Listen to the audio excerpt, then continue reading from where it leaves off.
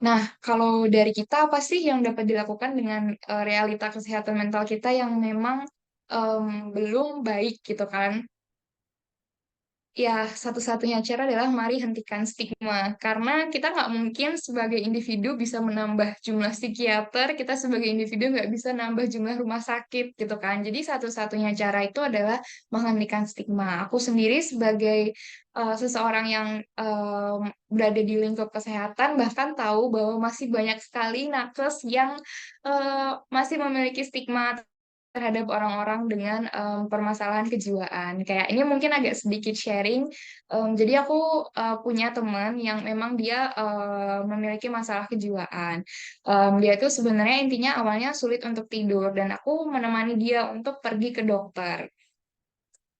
Dan untuk pergi ke dokter dengan sistem BPJS kita tahu kita harus mulai dari paling bawah sendiri alias misalnya puskesmas atau klinik-klinik baru bisa pergi ke rumah sakit kan. Jadi otomatis kita harus ketemu dokter umum dulu.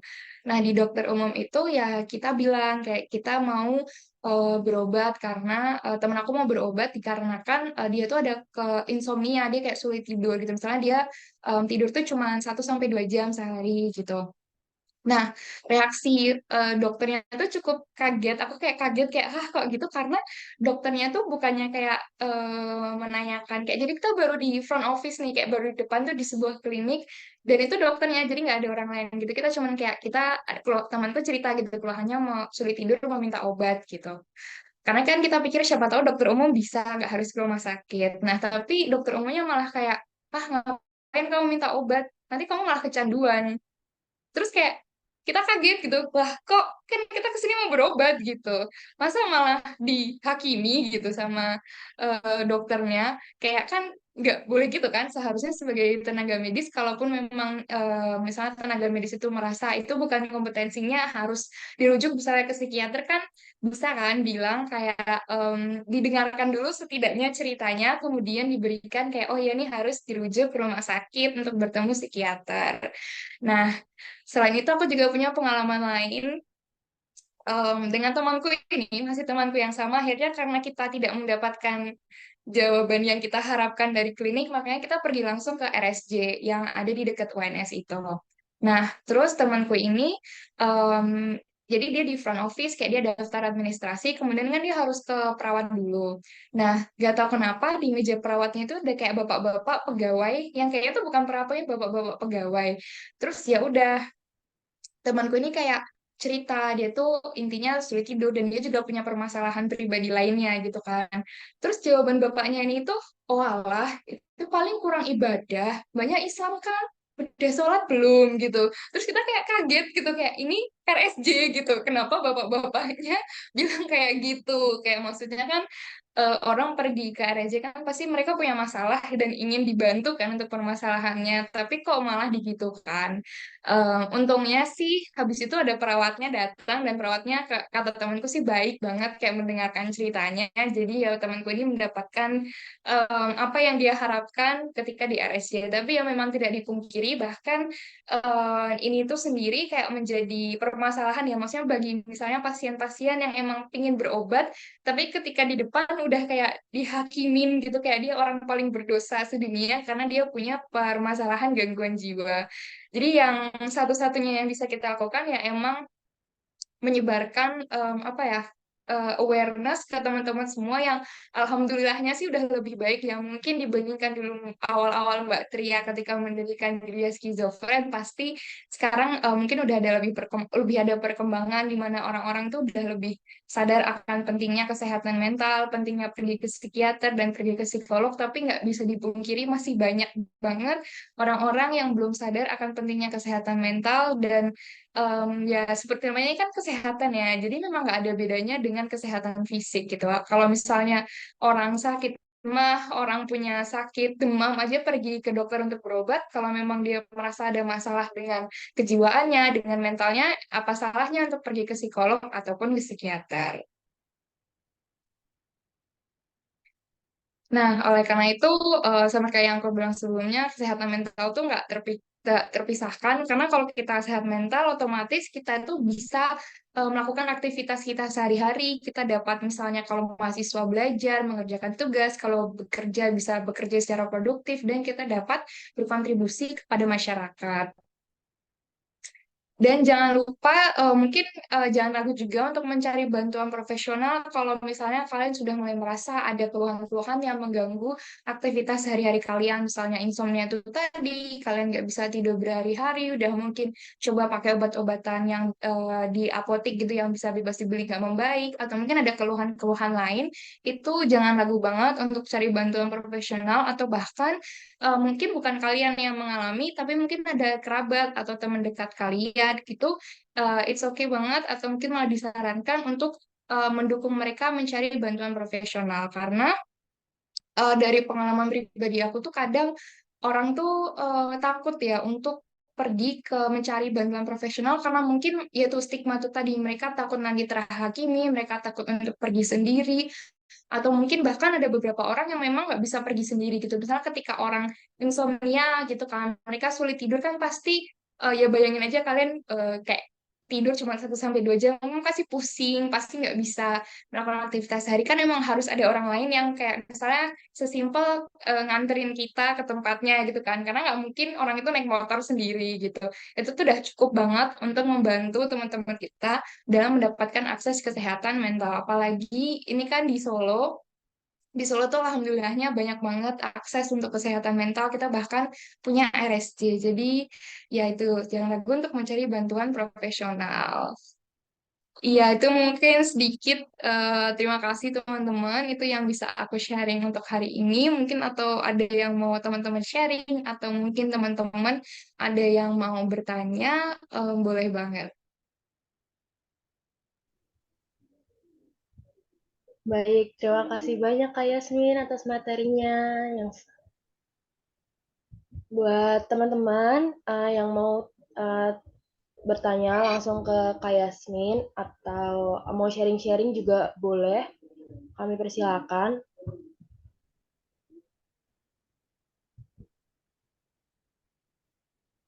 Ini tadi di kolom chat ada yang sharing Kak. Wah, dari Ara dari Universitas Askia Padang. Waktu Yasmin tadi bahas tentang insomnia, ternyata Ara juga pernah mengalami Hmm. insomnia selama 3 tahun. Hampir setiap malam sedih dan nangis. Mungkin bisa sharing-sharing ke Ara sama kita. Oh, oke Kak. Oke. Izin masuk ya Kak buat nyampein sedikit pengalaman aku. Em, Mungkin ini juga kenapa aku daftar ke webinar ini karena aku kayaknya butuh banget ini gitu. Jadi aku mau perkenalin diri dulu, nama aku Fatima Azara, aku biasa dipanggil Ara. Aku sekarang mahasiswi di Universitas Negeri Padang. Jadi iya Kak, bener banget. Aku udah selama 3 tahun ini semenjak aku lulus SMA sampai mau masuk kuliah itu hampir kayak setiap malam tuh susah banget tidur. Kalau aku nggak aktivitas yang full banget seharian, aku nggak bisa tidur. Dan kayak hampir setiap malam tuh aku kayak sedih dengan keadaan pilihan. Mungkin aku mencoba mendeteksi sendiri itu adalah karena ada ketidaksesuaian realita dalam hidup aku yang aku pengen gitu. Tapi aku kayak ngerasa menghadapi masalah itu aku cuman sendirian, aku nggak punya teman buat menyampaikan itu, meskipun kayak ada, iya sama banget kayak yang disampaikan sama kakak yang tadi nyampein materi itu, kayak tanya, oh mungkin itu ibadah Ara deh yang kurang atau gimana. Jadi aku kayak mencoba beradaptasi sampai akhirnya di semester kemarin aku ngerasain kayak perubahan drastis emosional aku, kayak yang biasanya rajin bikin tugas, sekarang aku kayak bodo amat banget. Aku males banget. Bahkan aku kayak kalau malamnya aku kecapean, berpikir, nangis, paginya aku bahkan nggak masuk kuliah, kayak gitu. Tapi aku tetap ikut organisasi.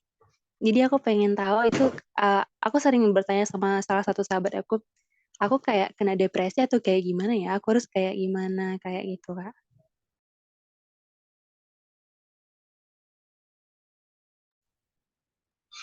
Gimana nih Kak Yasmin? Mungkin ada tanggapan atau saran yang bisa diberi sama Kak Ara. Mungkin Kak Ara mikirnya, oh aku ini cuma stres aja atau mungkin udah di tahap depresi mungkin gitu ya Kak ya? Iya. Eh, Oke, mungkin aku izin untuk menimpali ya, Ara.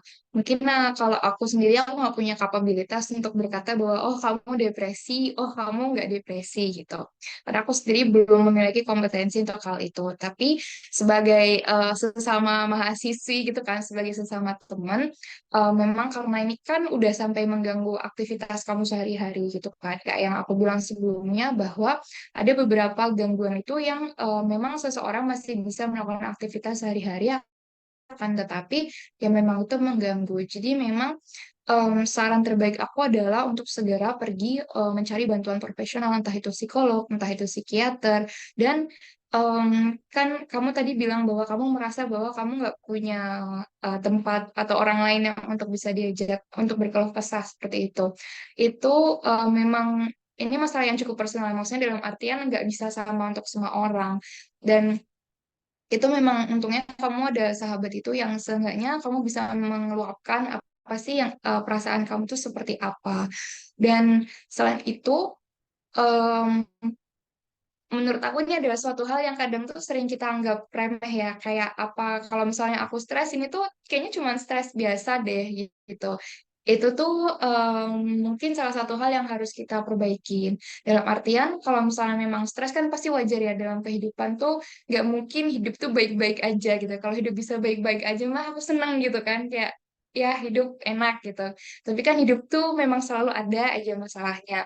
Nah, ketika si masalah ini tuh tidak bisa kamu tangani dan membuat kamu tuh malah tambah apa ya, malah tambah jadi nggak bisa ngapa-ngapain yang lainnya tuh berarti memang tanda-tandanya bahwa kamu membutuhkan bantuan profesional karena em, seharusnya sebuah masalah itu em, mungkin ya kayak agak mengutip gitu kan, maksudnya kayak Allah tuh nggak mungkin memberikan masalah yang tidak bisa kita hadapi. Makanya ketika kita merasa bahwa oh aku tuh nggak mampu nih untuk menghadapi masalah ini tuh masih ada orang lain di dunia ini tuh yang akan membantu kita.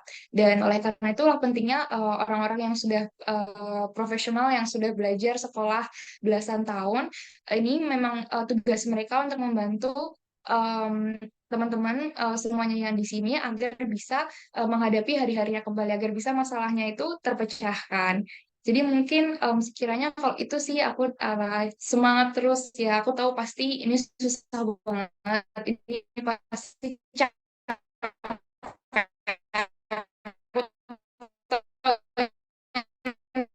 Insomnia itu pasti selalu bikin capek. Maksudnya kalau misalnya baru ngejar deadline aja udah kecapek, malam merasa sedih dan menangis.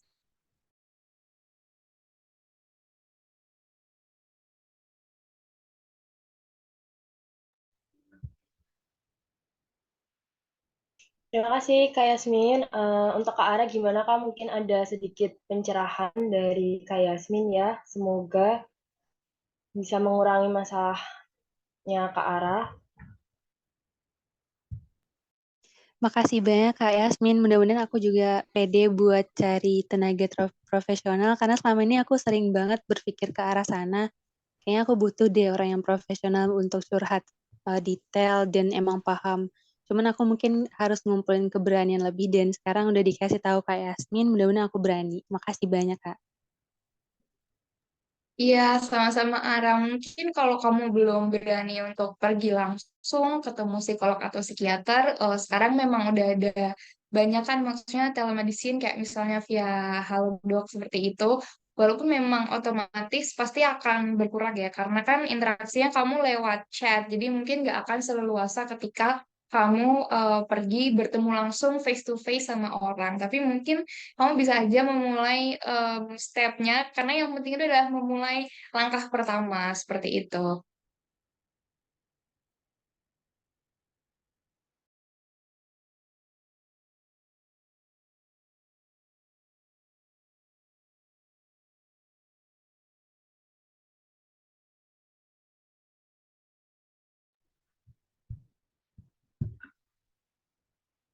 Oke Kak Yasmin, ini ada pertanyaan nih dari kolom chat dari Aira. Kak, kalau ODMK dan ODGJ itu masih bisa disembuhkan nggak ya? Silakan Kak Yasmin. Oh ya, makasih atas pertanyaannya Aira. Jadi untuk ODMK dan ODGJ ini kan masih sangat luas ya cakupannya. Maksudnya bisa jadi orang yang sudah terdiagnosis, bisa jadi orang yang sangat rentan mengalami resiko untuk memiliki gangguan kejiwaan gitu. Nah, untuk bisa disembuhkan atau enggaknya ini emang sangat bervariasi tergantung diagnosis seseorang gitu. Contohnya sendiri ada penyakit-penyakit yang emang bisa dibilang akan sembuh gitu kan. Contohnya misalnya gangguan kecemasan, kemudian depresi, itu apabila memang ditangani sumber masalahnya itu apa. Misalnya kan yang aku bilang tadi ada banyak kan faktor untuk seseorang tuh sampai memiliki gangguan kejiwaan. Bisa dari faktor biologisnya, faktor mungkin masa lalunya, faktor lingkungannya. Jadi kalau misalnya memang gangguan yang dia alami itu berasal misalnya dari trauma gitu dengan adanya misalnya psikoterapi dengan psikolog atau mungkin psikiater akhirnya dia bisa menghadapi trauma-traumanya itu karena kan kadang orang punya trauma itu tuh trauma itu kan hal yang sudah terjadi gitu kan yang perlu dilakukan oleh orang itu dan menerima dan intinya kayak legowo dengan apa yang sudah terjadi itu dan itu kan memang pasti nggak mudah ya buat semua orang apalagi mungkin traumanya yang sangat berat gitu contohnya mungkin pada misalnya orang yang ketika kecilnya mungkin mengalami kekerasan dari orang tuanya atau mungkin ketika dewasa dia mengalami kekerasan dari pasangannya yang secara fisik gitu kan pasti juga kena ke mental. Nah ketika dia akhirnya sudah mengalami psikoterapi seperti itu dan akhirnya dia bisa memaafkan kondisinya, dia bisa menerima kondisinya, otomatis kan berarti sumber masalahnya sudah selesai dan ada kemungkinan dia memang bisa sembuh. Akan tetapi ada beberapa penyakit yang memang tidak bisa dikatakan sembuh, akan tetapi terkontrol. Contohnya misalnya skizofrenia. Jadi kalau skizofrenia ini kan memang sangat tergantung dengan faktor genetik gitu kan. Jadi ada kemungkinan misalnya kalau salah satu anggota keluarganya memiliki misalnya penyakit skizofrenia ada kemungkinan untuk menurun. Nah, kalau untuk penyakit seperti skizofrenia ini karena dia emang sifatnya kronis, kita bilangnya terkontrol. Ini tuh kurang lebih sama kayak orang yang udah terdiagnosis hipertensi, orang yang udah terdiagnosis diabetes. Itu kan mereka nggak akan bisa dibilang dalam tanda kutip sembuh sempurna seperti orang-orang yang belum terdiagnosis.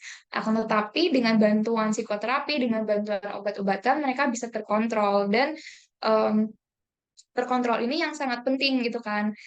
Kan kita berharapnya mereka bisa terkontrol selama-lamanya sejauh mungkin misalnya mungkin hanya kambuh 10 tahun sekali itu kan yang sangat diharapkan oleh keluarga.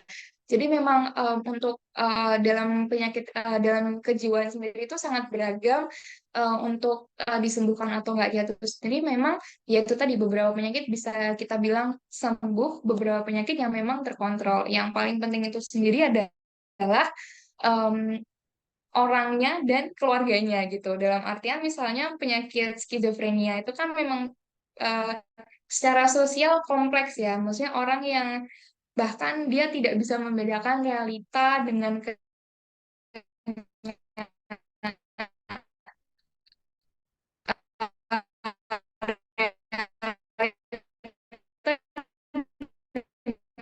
dunia imajinasinya pasti keluarganya sendiri itu juga akan resiko untuk punya gangguan ya untuk mengurusi orang yang bahkan tidak sadar atau mungkin tidak ada support system dari lingkungan sekitar dan karena sepertinya tuh kalau banyak banget ya kalau di masyarakat itu tuh kayak orang-orang dengan skizofrenia ini padahal bisa banget loh mereka kembali beraktivitas mereka kembali melakukan pekerjaan sehari-hari seperti orang pada umumnya tapi karena sudah terlanjur terkena stigma bahwa ibarat kata ini mohon maaf banget ya Kak, aku bilang misalnya wah orang gila itu kan otomatis orang ini jadi mau keluar aja takut gitu maksudnya em, misalnya nanti kalau ada anak kecil yang ngeledekin gitu kan kayak kita aja pasti kalau diledekin kan sakit hati ya gitu apalagi mereka yang memang dengan diagnosis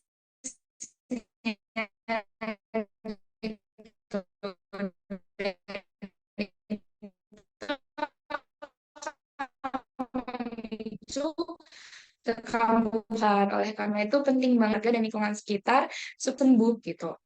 Mungkin itu Aira kalau jawaban dari aku.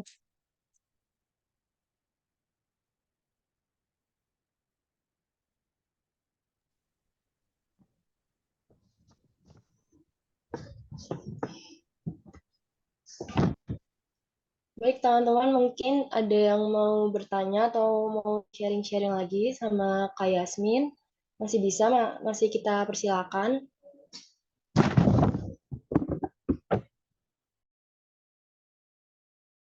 Ya mungkin sambil nunggu itu aku agak sharing dikit ya. Ini kayaknya suatu hal yang kadang orang tuh bingung gitu. Kayak mereka harus ke psikiater dulu atau mereka harus ke psikolog dulu gitu kan. Sebenarnya kemanapun tuh boleh, cuman intinya seorang psikiater itu pasti mereka memiliki hak untuk memberikan resep ke kalian gitu kan. Sedangkan psikolog itu sendiri mereka nggak memiliki hak untuk memberikan resep. Jadi emang fokusnya sendiri di psikolog itu lebih ke psikoterapi. Jadi emang kadang tuh tergantung apa yang kalian butuhin gitu kan. Misalnya nih ketika contohnya insomnia gitu kan. Insomnia itu kan selain insomnia itu pasti dalam waktu singkat mereka butuh solusi singkat kan, mereka butuh tidur. Nah, itu mungkin awalnya lebih disarankan ke psikiater yang mana bisa psikiater itu sendiri memiliki apa ya memiliki hak untuk memberikan obat-obatan yang bisa membantu sulit tidurnya itu. Akan tetapi dalam jangka panjang, apabila misalnya orang itu mau butuh waktu lebih lama untuk curhat, untuk mengalami psikoterapi, itu bisa banget pergi ke psikolog. Jadi nggak harus kayak saklek, oh aku ke psikolog, psikolog terus, oh aku ke psikiater terus. Jadi psikolog, psikiater itu boleh banget dipadu-padankan, maksudnya pergi kemana aja. Yang penting sesuai kebutuhan. Tapi setahuku di Indonesia sendiri kalau pakai BPJS itu yang ditanggung cuman psikiater dan itu memang harus berjenjang dari fasilitas kesehatan tingkat pertama, bisa klinik ataupun puskesmas, nanti kemudian bisa minta rujukan gitu untuk pergi ke rumah sakit yang memiliki psikiater seperti itu. Jadi kalau misalnya kayak aduh ragu deh mau kemana gitu, mungkin kalau pakai BPJS bisa coba ke psikiater dulu sekiranya apakah memang dengan obat itu membantu atau mungkin sebenarnya lebih butuh untuk mengeluarkan isi pikiran, isi hati, ingin bercerita tentang kepada seseorang sehingga nanti bisa dibantu oleh psikolognya lebih lanjut misalnya harus melakukan terapi-terapi apa seperti itu sih.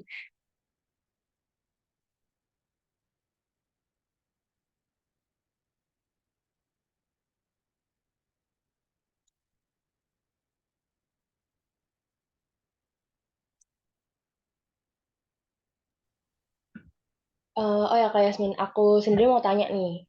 Kalau misalnya ya kita punya masalah, terus ketika kita sekiranya cuma curhat ke temen aja, kita udah ngerasa baikan, tapi setelah kita curhat ke temen tuh kita kayak masih merasakan gejala-gejala yang stres dan sebagainya itu, apa perlu juga kita mungkin ke psikolog atau ke psikiater gitu? Oke, Aurel. Sebenarnya stres itu sendiri juga normal ya. Maksudnya dipikir-pikir dengan adanya masalah pasti muncul stres. Nah, yang harus dilihat itu apakah masalahnya memang masih ada atau enggak gitu. Misalnya kalian ada tugas kampus gitu kan, tugas di kampus, terus itu kan pasti bikin stres ya, tuh wajar banget kalian stres karena ada tugas. Kemudian kalian curhat-curhat mendingan, tapi kan tugasnya masih ada tuh, pasti otomatis ya kalian pasti masih stres sampai misalnya tugas itu selesai kan baru oh ya udah agak stres. Akan tetapi kalau misalnya tugasnya udah selesai, terus kalian nggak ada masalah yang lain, tapi kok masih stres? Kenapa gitu? Kalian nggak tahu alasannya apa, kalian merasa misalnya cemas, kalian merasa sedih, karena kalian merasa nggak ada semangat untuk melakukan aktivitas sehari-hari, itu bisa banget untuk segera minta atau pergi ke bantuan profesional. Atau mungkin misalnya kalian merasa bahwa emang stresnya ini makin lama makin banyak, makin tidak bisa kalian hadapi gitu tuh wajar banget ya, maksudnya kan kita sebagai manusia juga punya batasan seberapa besar sih stres yang yang dapat kita hadapi gitu. Ketika sebuah permasalahan itu terlalu besar, bahkan sampai membuat kita merasa traumatis gitu kan, itu sangat disarankan banget untuk meminta bantuan profesional. Nah, ya itu tadi. Jadi ketiga dulu, apakah stres ini memang, misalnya kan masalah kuliah kan pasti semua orang mengalami gitu kan. Kalau masalahnya selesai, kalian udah gak stres, oh ya berarti memang ya sudah gitu. Tapi kalau masalahnya udah nggak ada tapi kalian masih stres, ya itu mungkin bisa mencari untuk bantuan profesional.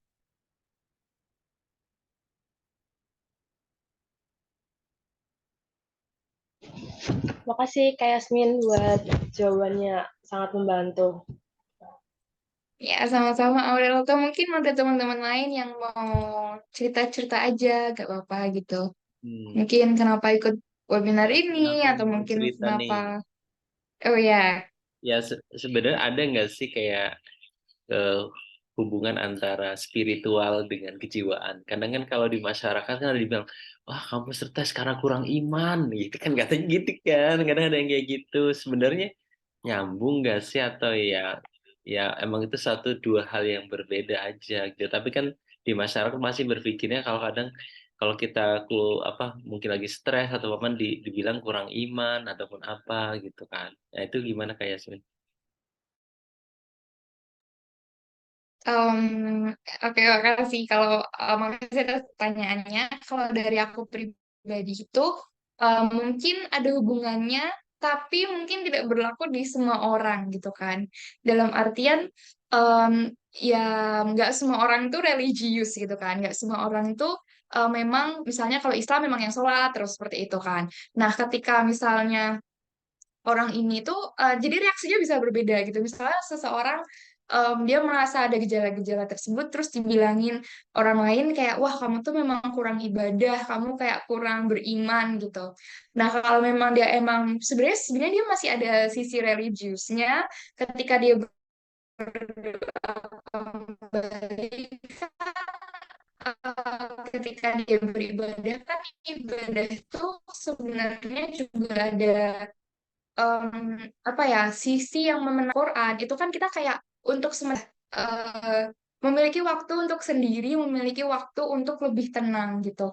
Jadi bagi beberapa orang yang memang sebenarnya masih ada sisi religiusnya, ketika mereka beribadah tentu saja itu akan um, membantu mereka untuk lebih tenang. Tapi kalau memang harusnya sudah dibantu oleh profesional, ya itu hanya ibarat kata apa ya, menyelesaikan masalah secara sementara. Karena memang masalah utamanya masih ada gitu kan. Tapi di sisi lain, kalau memang orangnya nggak religius gitu, ya, memang orangnya nggak rajin sholat, nggak rajin pergi ke gereja, ketika diomongin kayak gitu, ketika dia melakukan ibadah jadi kayak ya buat apa gitu kan karena bagi dia gitu mungkin dia memiliki merasakan ketenangan lain itu ketika misal membaca buku atau melakukan aktivitas lainnya seperti itu jadi memang dengan beribadah itu bisa memberikan waktu kita untuk lebih rileks waktu untuk lebih tenang waktu untuk lebih em, apa ya memikirkan semua masalah kita merasa bahwa ada sosok Tuhan yang akan membantu kita gitu tapi ya memang balik lagi bahwa tidak semua orang merasakan bahwa ibadah itu memberikan mereka ketenangan jadi em, ya kalau masalahnya masih ada ya mungkin itu akan menjadi bantuan bahkan ya kalau misalnya seseorang sudah terdiagnosis gitu kan dengan gangguan kejiwaan dan mereka memang memiliki background yang religius yang eh, memang dulu pernah rajin ibadah atau memang ingin belajar beribadah lagi ya itu bisa sangat membantu dengan misalnya meminta mereka untuk misalnya sholat seperti itu akan tetapi ya memang bukan itu jawabannya itu balik lagi ke semua orang ke masing-masing orang seperti itu.